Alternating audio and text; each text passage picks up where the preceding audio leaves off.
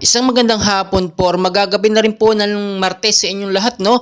Latest weather update po muli tayo. So meron po tayong binabantayan ngayon, no, na active low pressure area. Dito nga po sa bandang Silangan, makikita nyo po na may estimated pong layo na 2,200 kilometers, no?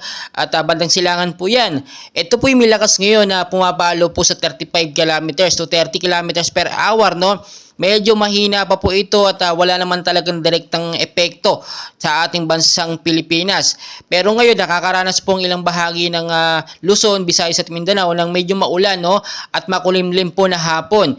Yan pa rin po yung tinatawag po natin na southwest monsoon or hanging habagat na siya nga pong pinapalakas ng mga cloud cluster kasama na nga po dyan ng LPA, no, at makikita nyo naman itong hanging habagat po pwedeng hatakin itong sinasabi po natin na active low pressure area sa bandang Silangan. Dahil kapag ito po'y nakapasok natin sa ating par, posibleng magbigay ito ng maliit lamang na epekto, no, or yung pag-uulan. Dahil makikita nyo po sa ating pinaka-live radar, no, sa ating par, no, halos nakapasok na siya, konti na lang, no, ilang oras na lang yan ay nasa loob na po yan ng Philippine Area of Responsibility. Samantalang 30 kilometers per hour lang naman ang kanyang lakas na may kilos po, no, na 10 pa northwestward po sa kilos po na 10 kilometers per hour.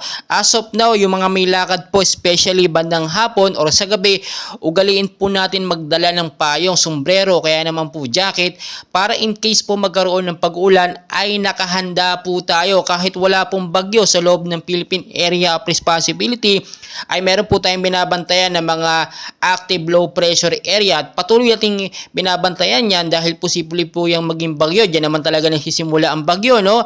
At ngayon po, no, expected po natin hanggang sa gabi po, pakiramdaman po natin yung panahon, posible po magkaroon ng pag-uulan yan o bugsong pag-uulan dala ng hanging habagat.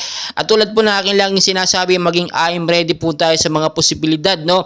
Hindi po natin or never and ever po natin mape-predict ang galaw po ng panahon. Pabago-bago po yan. Ang akala natin minsan mainit o sobrang init sa umaga, madalas naman yan at inaabot hanggang sa tanghali ay hindi na uulan pagdating ng hapon. Madalas yan pag sobrang init sa umaga at sa tanghali umuulan po sa hapon at minsan inaabot pa hanggang sa gabi.